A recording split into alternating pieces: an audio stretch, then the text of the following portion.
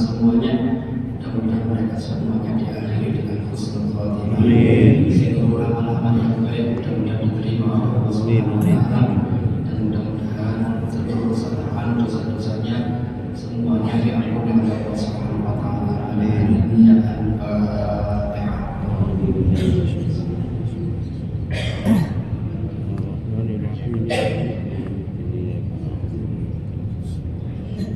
Sekaligus barokah sholawat Fatihah untuk seluruh saudara-saudara kita yang terkena musibah bencana di daerah Cianjur, khususnya mereka-mereka yang beragama Islam yang meninggal dunia. Mudah-mudahan dikategorikan oleh Allah Subhanahu wa Ta'ala sebagai kematian yang syahid, yang semua amalnya mudah-mudahan diterima oleh Allah. Amin. Dan dosa-dosanya juga diampuni oleh Allah Subhanahu wa Ta'ala.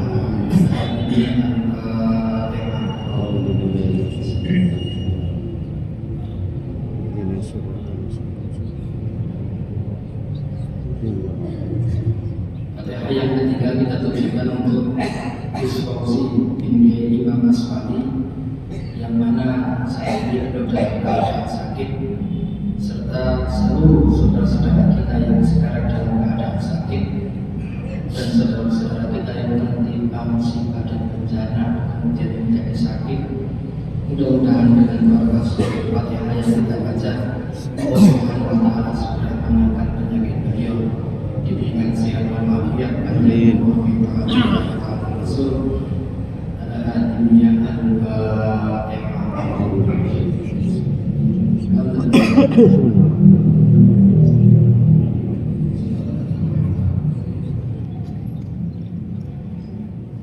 Masyarul hadirin wal hadirat Bapak Ibu rahimakumullah. Untuk kesekian kalinya saya diperintahkan oleh Abuya tadi pagi. Saya ditelepon kemudian disuruh mengantarkan istri saya ketemuan di jalan tol Madiopuro karena beliau tertimpa, artinya ada saudaranya yang meninggal dunia, dan kebetulan istri saya adalah dimintai pertolongan untuk rumah jenazahnya daripada iparnya Abuya. Kemudian beliau berpesan kepada saya, nanti saya kalau lutut saya sendiri yang akan misi di Masjid Nur, tapi kalau tidak lutut kamu siap-siap aja. Alhamdulillah tadi saya ditelepon lagi dan kebetulan saya sudah siap, dikasih jam 5 kurang seperempat saya ditelepon, beliau masih berada di Pasuruan. Insya Allah sudah perjalanan ke Malang. Kita doakan mudah-mudahan tidak ada bintang, diberikan kelancaran oleh Allah Subhanahu wa Ta'ala. Amin ya rabbal alamin. Kita berharap untuk ngaji yang sekian kali, kita berharap dengan wonten dosen. Ibu mana yang ngaji? Tapi dalam kesempatan sore hari ini sebenarnya saya bawa kitab, namanya kitab Baitul Qadir. Sudah saya ada di angan-angan saya untuk menyampaikan satu hadis. Oh ternyata jam 4 lebih sekitar jam 4 saya buka HP, banyak musibah. Ada musibah di daerah Cianjur yang kabar terakhir 30 pesantren menjadi korban. Memang itulah bala, al-bala'u yang bala itu menyeluruh. Kalau bala sudah diturunkan oleh Allah, maka tidak peduli orang yang baik, orang yang buruk, bahkan bayi yang tidak punya dosa pun ikut jadi korban. Inilah sifat bala yang diturunkan oleh Allah Subhanahu wa Ta'ala. Maka di dalam menyikapi musibah ini, saya ingin mengajak panjenengan semuanya untuk membaca satu hadis qudsi. Hadis qudsi ini kebetulan tidak ada di kitab ini, maka akan oleh Allah tutup. Tidak ada di kitab ini sebuah hadis qudsi. Hadis qudsi itu adalah firman-Nya Allah Subhanahu wa Ta'ala, tapi tidak ada di dalam Al-Quran. Namanya hadis qudsi. Yaqulu Allah Subhanahu wa Ta'ala a'lamu bi ahli ardi adaban.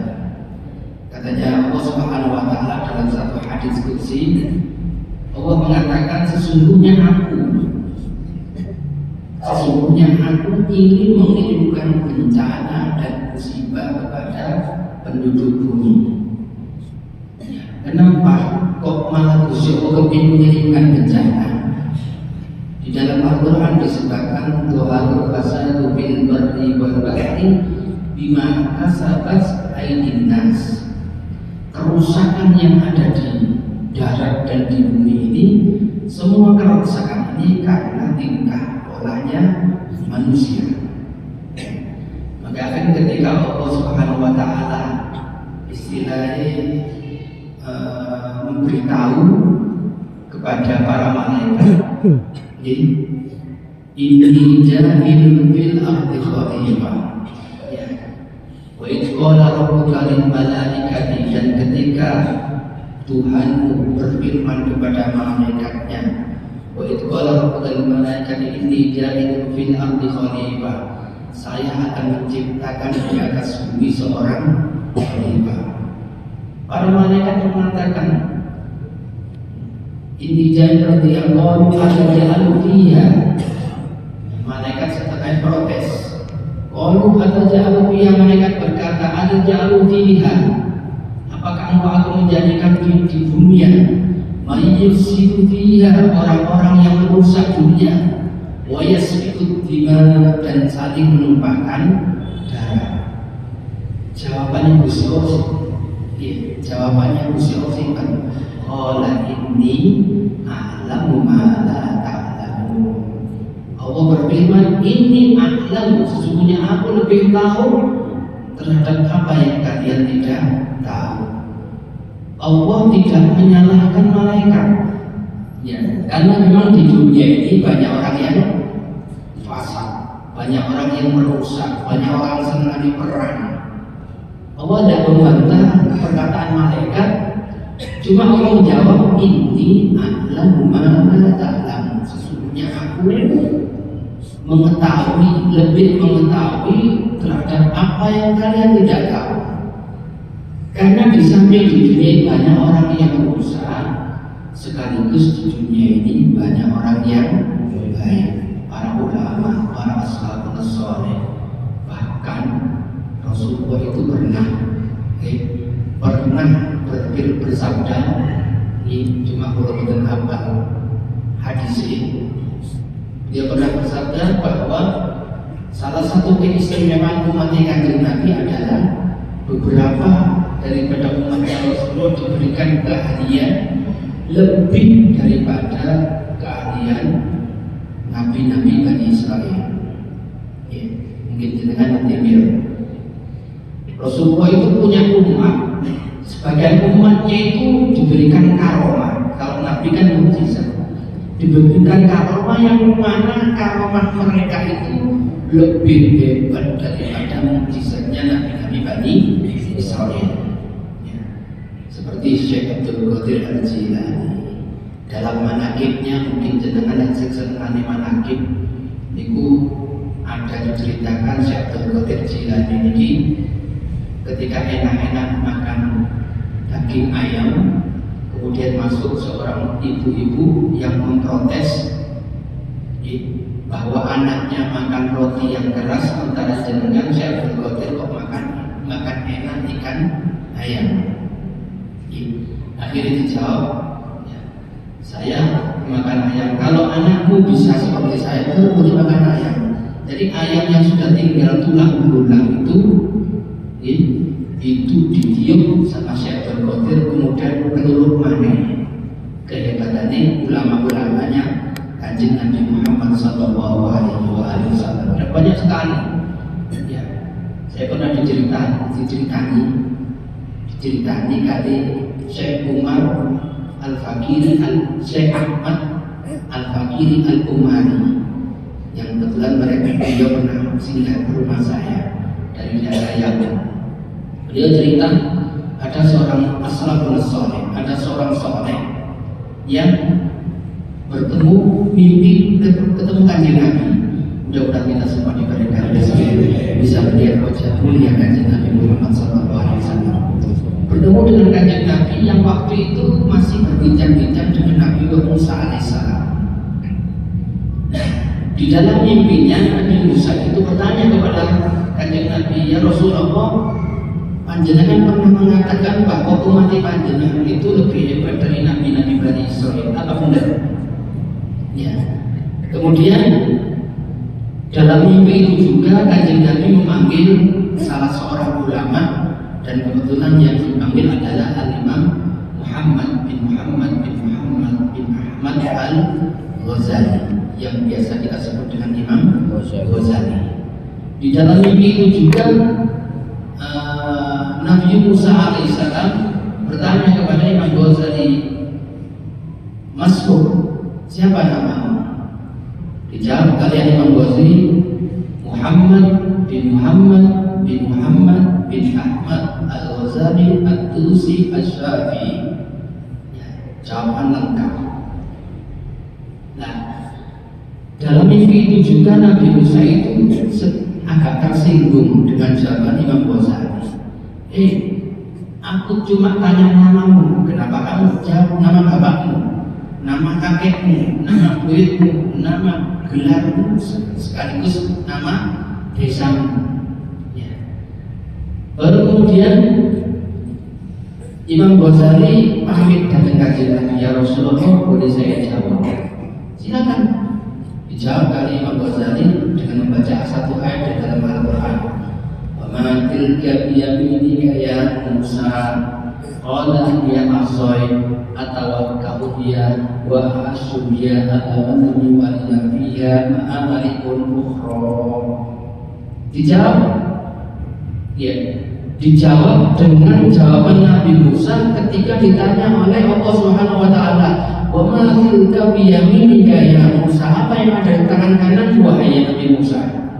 Jenengan jawab, qala ya asy, ini adalah tongkat, atau kemudian saya berjalan dengan tongkat ini, wa asyu bi ala ghanami biha, dan saya juga mengembala kambing dengan memakai tongkat ini. Padahal Allah cuma bertanya apa yang ada di tangan wahai Nabi Musa. Berarti sampai itu lebih tidak totong-romo lagi sama Allah Subhanahu wa taala. Langsung Nabi Musa mengakui bahwa memang umat kanjeng Nabi itu sebagian lebih hebat karomahnya walaupun dibandingkan dengan nabi-nabi Bani Israil. Kemudian kata Allah Subhanahu wa taala, ini ahlu bi ahli al-ardi adzab, sesungguhnya aku ingin sekali mengirimkan bala bencana dan musibah di atas bumi. Di atas bumi. Nah, kalau kita mau membaca Al-Qur'an, satu ayat di dalam Al-Qur'an insya Allah panjenengan semua apa? Ayat itu laqad ja'akum rasulun min anfusikum azizun 'alaihi ma anittum harisun 'alaikum bil mu'minina raufur rahim. Apa lagi? Insya Allah hafal, soalnya ben sholawatnya sendiri wajib. Ya, hafal kabeh. Laqad ja'akum, nyekti teman-teman teko sapa rasul utusan kalian, utusan Allah, min anfusikum, dari golongan kalian sendiri. Di sini ayat menjelaskan bahwa seorang nabi itu telah datang dari golongan kita. Artinya Rasulullah itu bukan golongan jin, juga bukan golongan malaikat, tapi golongan manusia. Tapi Rasulullah itu basyarun la kal-basyar, manusia tapi tidak seperti manusia. Lu kok sakit nggih? Ibaratnya manusia, kita menyatakan Rasulullah juga punya tangan, tapi tangan kita itu fungsinya beda dengan tangannya Rasulullah. Kadang-kadang tangan kita kan sih biasa ya, kadang-kadang ya tidak bisa rapi, kadang-kadang tidak bisa sing rapi salaman di konco, sing kadang-kadang di donat barang lagi ya. Ini tangannya kayak gini, tapi kalau tangannya Rasulullah murni untuk kebaikan. Ya.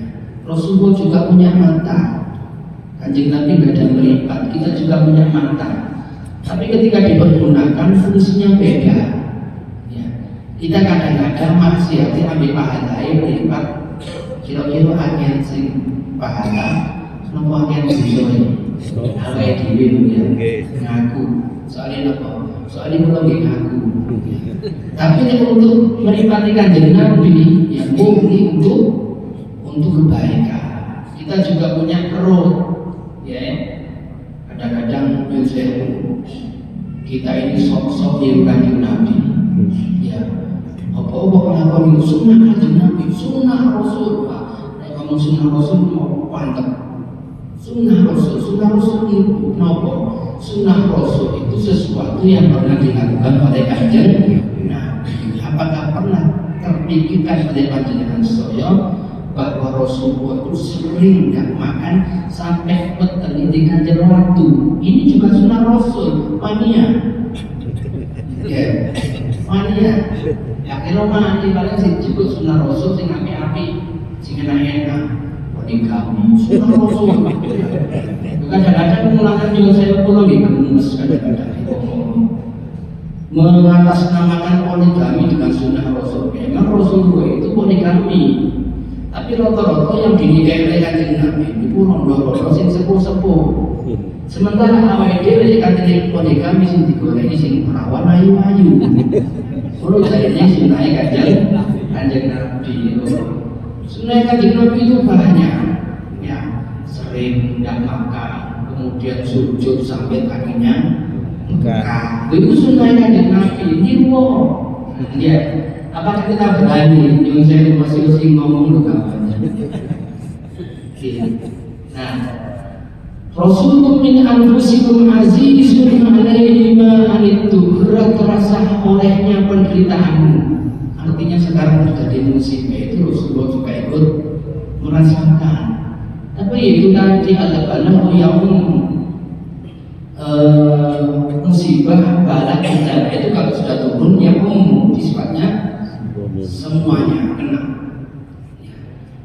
Sifatnya semua. Azizun alaikum antum harisun alaikum. Sifatnya Rasulullah itu harisun, sangat kepingin umatnya itu selamat semuanya. Sampai-sampai ketika turun ayat pada saufa yu'tika rabbuka fatardah. Pada saufa yu'tika rabbuka fatardah. Sampai Kanjeng Nabi la arda ya Rabb wa wahidun min ummati binnar. Kulo boten ridho ya Rabb, sementara masih ada satu saja umat saya masih ada di neraka. Saking pelasi Kanjeng Nabi. Loh, ini kok diarani manusia biasa. Ya keliru. Rasulullah itu adalah manusia luar biasa. Kalau kita kan manusia yang biasa di luar.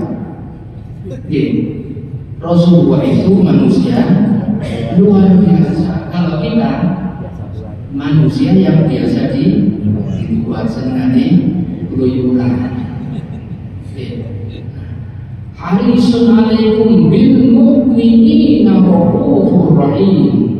Lawan wong mukmin Kanjeng Nabi itu rauf. Rauf itu dari kata-kata rofa. Rofa itu kalau diartikan dalam bahasa Inggris sama Inggris ini tegoan. Kanjeng Nabi itu sifatnya dah tegoan. Rauf itu salawis tegoan. Rohimun Kanjeng Nabi itu belas kasih. Ini menunjukkan bahwa lafaz ar-Rahim itu boleh digunakan untuk selain Allah. Tapi kalau lafaz Rahman itu hanya khusus untuk Allah Subhanahu wa Ta'ala. Balik dan hadis kursi 2. Inilah aku bi ahli al-ardi adaban. Fa idza nadhartu ila ummati buyuti, maka ketika saya melihat orang-orang yang memakmurkan masjidku, alhamdulillah Masjid Nur Hudi makmur. Ya. Salat jamaah 5 waktu, tepat waktu, bahkan awal waktu. Saya pernah ngaji di daerah Mojokerto, tempatnya di Trawulan, di perbatasan dengan Mojoagung, Kabupaten Jombang. Kalau Trawulan itu ikut Mojokerto. Di sana itu kalau adzan, kalau mau sholat baru adzan. Jadi misalnya sholat jam 11:30, adzan ya jam 11:30. Ya. Ketika saya ke sana saya lihat tuh sudah masuk waktu zuhur kok masih belum adzan. Sementara mereka ketika kesini mereka juga bingung, ya, heran, ya, kok mari adzan kaum sing jamaah, ya, jadi bodoh-bodoh bingung. Faidah nadatu ila ummai buyuti, maka ketika aku melihat orang-orang yang memakmurkan masjidku, memakmurkan masjid ini dengan yang senantiasa menyelenggarakan minimal sholat berjamaah. Nah, sholat jamaah itu fungsinya banyak sekali. Yang mana fungsi utamanya adalah memenuhi kewajiban kita. Orang kalau sholat jamaah, misalnya ada 50 orang sholat jamaah, situ sak imami pisan niku misalnya beredar gak khusyuk, sak imami gak khusyuk, sing khusyuk mek wong situ di pojokan. Nih, wonten sing bener. Boten nggih. Boten sing ngaku. Nah, situ sing khusyuk, maka barokahnya jamaah semuanya dianggap khusyuk. Kalau kita sholat sendiri, yang saya cari sholat sendiri, maka sholat kita itu sah. Kalau sholat kita itu sudah tepat syarat dan rukunnya. Ya. Setelah sah, baru ada harapan sholat kita itu diterima. Ini kalau kita sholat sendiri, maka akan nyuwun sewu sing orang iso ngaji bab masalah sholat, ojo coba sholat dewean. Kenapa? Ini tuh jamaah. Kenapa? Karena kalau di situ ada orang alim dan diterima, maka barokahnya jamaah. Sing bangun ini melok keterima sholatnya. Inilah barokah daripada sholat jamaah. Sekaligus jamaah itu sendiri adalah membendung amarahnya Allah Subhanahu wa Ta'ala. Karena ketika Allah Subhanahu wa Ta'ala melihat orang yang memakmurkan masjid Allah, maka Allah tidak jadi menurunkan bala bencana. Tidak jadi menurunkan bala bencana. Kok di Cianjur itu kalau jamaah, saya yakin ada jamaah. Karena banyak pesantren di sana. Cuma ya. Kenapa kalau Allah itu menurunkan bencana? Apakah Allah salah? Tidak ada salah. Kenapa? Karena ketika bencana itu datang dan menimpa orang baik, maka itu adalah merupakan hisabnya orang-orang yang baik. Maka dikategorikan orang-orang yang menjadi korban dalam keadaan bencana itu dikatakan matinya mati syahid. Ya. Dari sing telah mudi, mudi sing manggut itu nggih, moni sing elek. Napa wonten moni sing apik? Wonten moni sing apik. Pemane wong boleh pas bulan Rabiul Awal, wah moni motok. Napa niku? Maulid, manakib, mauidhah, mangan, muli mau sing rapi maulid, manakib, mauidhah, sing nomor 4 mangan terus muli. Seperti kalau ada orang yang lagi maksiat, jangan sekali-kali meremehkan maksiat walaupun itu kecil. Kenapa? Boleh jadi itu adalah waktu terakhir kita dan kita kena bencana. So, pasti ngerti ya. Kalau kita akan mau kena bencana, maka jangan sampai kita itu meremehkan maksiat. maksiat walaupun itu maksiat sangat kecil. Jadi ada Imam Ghazali itu punya kitab namanya Tamyiz Ghafilin. Ya untuk mengingatkan kita supaya jadi orang yang tidak lengah, ya, tidak sampai lengah. Apakah di daerah Cianjur itu tidak ada jamak? Ada. Tapi maksiat yang paling cepat mengundang azabnya Allah itu adalah maksiat zina. Naudzubillah min maksiat zina. Apalagi kalau zina itu sudah dilegalkan misalnya, maka maksiat cepat akan bencana itu akan cepat masuk daerah situ. Ya. Naudzubillah min zina itu terusir konco Kalau gak ada konco yang terkenal saya bisa mencetak lo yang kamu Kuswahid Areman. Jadi, itu pernah bilang sama saya, karena saya masuk satu daerah yang terkenal dengan zinanya. Ya, terus Kuswahid waktu itu zina itu enaknya saklepan. Saya masih ingat soalnya waktu itu ngiup di isore kuit Randu, ya, masuk Gus itu tahu niu, bikinnya kayak motor api ya. Kali kalau tahu niu, nanti niu itu kan kudana, ya. Dirasa dia zina itu enaknya sak kelenteng, rugi nih ketika rendeng, rugi nih ketika ambil rendeng. Di Indonesia ini kan loro musimnya, musim ketiga kali musim rendang. Berarti oleh musimnya itu enak sak rendang, ruginya selama-lamanya. Selama hidup rugi terus. Ya, kemana dia sampai gak ada keturunan. Waduh, ngeri cerita masalah zina. Ya, misalnya dari hasil LKFD, Semarang LKFD, lamaran kayak ini, terus punya anak perempuan. Setelah anak perempuan ini besok besar, siapa yang menjadi walinya? Harus wali hakim karena hasil LKFD.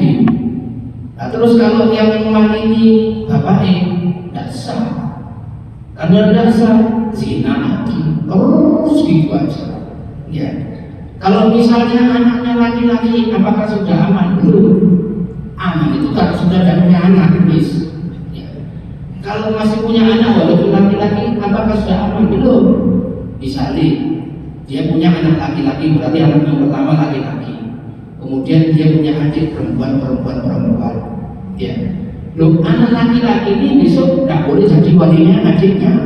Kenapa? Karena laki-laki yang pertama hasil LKFD sampai samonten bahayanya zina. Nah, zina itu adalah maksiat yang paling cepat mengundang amarah Gusti Allah. Fa idza nadartu ila ummari buyuti, maka ketika aku melihat orang-orang yang memakmurkan masjidku, wal mutahabbina nabiyya, dan orang-orang yang saling mencintai karena aku. Jadi cinta karena Allah Subhanahu wa taala. Jadi kalau panjenengan saya kenal ini didasari cinta karena Allah Subhanahu wa taala. Sebelum panjenengan tentu sederek cinta karena Gusti Allah tidak akan bertemu kecuali karena Allah. Ini kita bertemu ya. Bertemu kita ini sekarang bertemu karena Allah. Kenapa? Karena kita ngaji. Ya. Dan ngaji kan lillahi ta'ala. Berarti kita ketemunya karena Allah. Nanti juga kita berpisah karena Allah. Karena tugas yang lain dengan wangsul belum wangsul. Nah, ini berarti kita ini saling mencintai karena Allah Subhanahu wa taala. Ini penting. Apalagi kita hidup di akhir zaman, cinta itu penting. Apalagi kita modal cintanya kepada Allah dan kepada Kanjeng Nabi Muhammad SAW. Modal cinta kepada Kanjeng Nabi itu adalah modal utama untuk kita umat Islam di akhir zaman. Satu hari Kanjeng Nabi itu pidato pidato menerangkan tentang kiamat. Sing nerangno Kanjeng Nabi, sing ngrungokno para sahabat. Jadi Kanjeng Nabi menerangkan dengan detail, sahabat itu banyak yang nangis menceritakan kiamat. Lah, sing temen iki sing nerangno kula, sing kakek dosa, sing napa namanya? Sing ngrungokno jenengan sedaya tadi Mas yo cerita Cianjur tenang-tenang aja. Ya. Kanjeng Nabi cerita banyak orang yang menangis, tapi ada salah satu orang yang tidak menangis. Waktu itu adalah seorang Badui. Badui ini cerita Kanjeng Nabi ini pikir, mosok Kanjeng Nabi itu mungkin di pikiran dia Kanjeng Nabi menceritakan kiamat, tapi gak ditentukan tanggal piro, bulan pokok, tahun piro. Kita tahu kan? Akhirnya orang Badui, salah satu sifatnya orang Badui itu kalau kepingin sesuatu sekarang harus sekarang.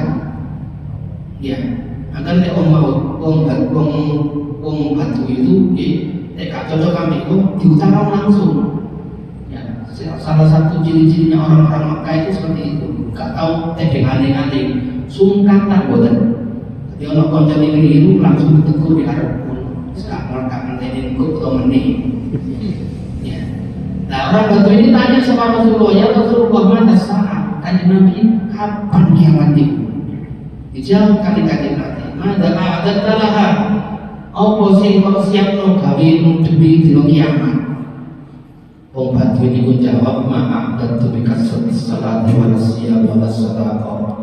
Kula boten ngada-ngadakan salat, boten ngada-ngadakan sedekah, boten ngada-ngadakan siam. Walakin yuhibbu wa rasulah.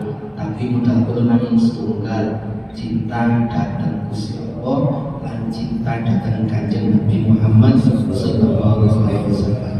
Tersebut dijawabani Kanjeng Nabi, anta mana man ahbabta, engkau bersama orang-orang yang engkau cintai. Salah satu keberkahan dari orang Batu ini, seandainya waktu itu orang Batu itu takon di Kanjeng Nabi secara pribadi, maka ini hadis menjadi hadis mahal.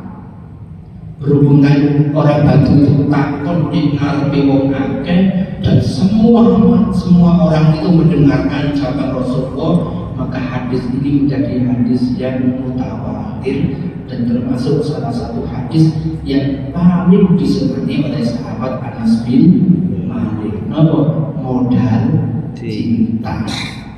Paling cinta datang Kanjeng Nabi. Kalau cinta kepada selain Rasulullah itu kadang-kadang ditolak, kadang-kadang juga omong kosong. Mantenan, wong lanang wong wedok ngomong kita hidup semati, begitu sing lanang mati. Ya, begitu sing wedok mati, gurung dikafani. Sing kae mati dusi, sing lanang nangis, mripat kanan nangis, mripat kiri golek sapa.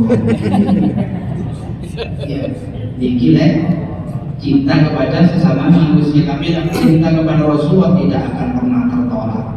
Ya, semuanya tidak akan ditolak, dan yang menyelamatkan kita besok di hari kiamat adalah rasa cinta kita kepada Kanjeng Nabi Muhammad SAW. Wal mutahabbina fiha, ya, wal mustakbirina bil ashar, dan orang-orang yang senantiasa membaca istighfar di waktu sahur. Ketika Allah melihat orang-orang yang membaca istighfar di waktu sahur, ya, soroktu adabi anhu, maka aku tidak jadi mengirimkan bala bencana dan musibah tersebut kepada penduduk bumi. Berarti ada tiga macam orang. Ya. Apa manfaat daripada bacaan istighfar? Ya, Kanjeng Nabi dawuh dalam satu hadis, man laziman istighfar, sinten yang sing istiqomah baca istighfar. Ya, man laziman istighfar ja'alallahu min kulli dhiqin makhraja. maka Allah akan menjadikan setiap kesulitan diberikan jalan keluar. Ya, diberikan jalan keluar. Sing penting istiqomah maca istighfar, langsung baca istighfar ketika sebelum subuh. Sebelum subuh kita baca istighfar, astagfirullahaladzim, innahu kana ghaffaran. Ada juga yang bacaan tasbih, subhanallah bihamdihi, subhanallahil wa astaghfirullah, dibaca sebelum subuh kita 100 kali. Ini bisa untuk melancarkan rezeki, ya. Terus jadikan pas rezeki ini seret, moco niki, pun lancar ya apa? Ya tetap moco. Yakin kembali pas rezeki wis lancar, wis kamu coba maneh. Panjangnya tiap itu pas dikei musibah seret, ada sing lulus. Oh moco istighfar yo. Begitu rezeki ini akeh, sing akeh duwite, kira-kira sebuah masjid nopo sebuah kafe. Ya, ono arek lanang ganteng, montore apik, duwite akeh, awake sehat. Kira-kira sebuah kafe nopo sebuah masjid. Insya Allah sebuah kafe, nopo nek sampai sebuah masjid langsung dadi takbir arek kaya ngene. Man laziman istighfar ja'alallahu min kulli dhiqin makhraja wa min kulli hammin farja. Dan setiap dia punya keinginan, setiap punya kesusahan akan diberikan, dikabulkan keinginannya, akan diberikan kesusahannya itu diganti dengan rasa senang. Jadi di dunia itu gimana tadi? Dunia ini sifatnya fana. Semua fana itu tidak kekal. Maka apa yang ada di dunia ini juga semuanya fana. Senang gimana? Maka kan mari senang, susah, mari susah, senang. Buat ceritanya, mari lahir sampai mati senang tok. Itu nonton. Begitu juga buat ceritanya, mari lahir sampai mati susah tok. Betul pasti tahu senang minimal pas jadi manten. Hanya senang berkorban kembali manteannya susah mati, tapi kan tahu senang. Ya, di dunia ini mesti. Tapi khusus kali yang sing senang maca istighfar, wa min kulli hammin farja, wa yarzuqhu min haitsu la yahtasib, dan diberikan rezeki dari arah yang tidak diduga-duga. Mudah-mudahan kalau panjenengan sedaya diberikan jalan yang terbaik oleh Allah Subhanahu wa taala, senantiasa dilindungi oleh Allah Subhanahu wa taala, dijauhkan dari bala bencana dan musibah. Mudah-mudahan kita semua di kota malam ini dijaga oleh Allah Subhanahu wa taala, diberikan syafaat dari kanjeng Nabi Muhammad sallallahu alaihi wasallam, berikan harapan doa. Mudah-mudahan kita semua yang hadir di dalam majelis ini tetap binarkan sehat walafiat dan panjang umur di taatillahi wa taatir rasul. Mungkin kula panjenengan tetap panjenengan istiqomah dengan rezeki yang dan barokah, dengan keturunan yang saleh dan salihah. Amin amin ya rabbal alamin. Bismillahirrahmanirrahim. Ya rabbal alamin.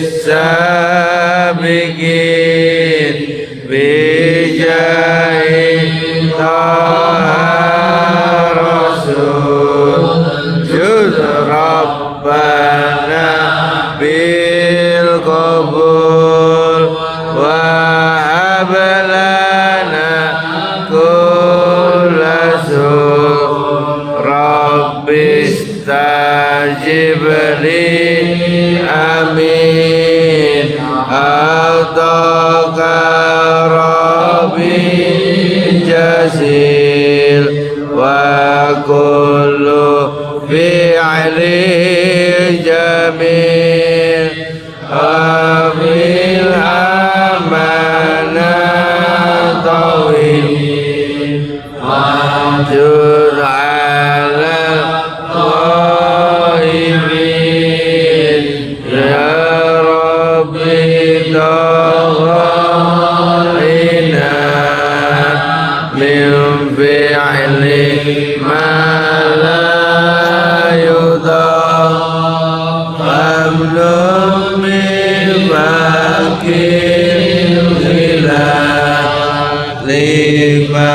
بذنبي رهين واغفر لي كل الذنوب واغفر لي كل العيوب واغفر لي كل الكروب واغفر هذا المؤذي واختم بالأحسان ختام إذا لنا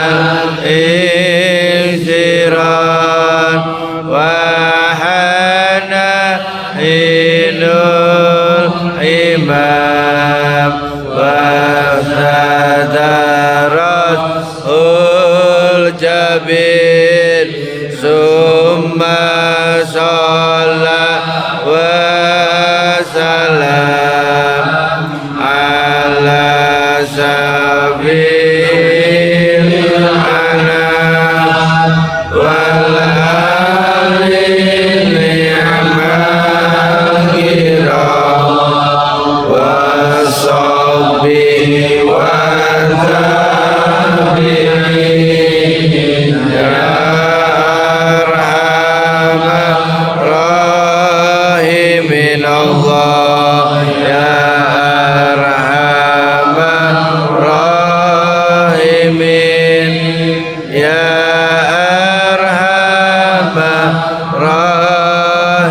الراحمين فارج على المسلمين والسلام على المرسلين والحمد لله رب العالمين.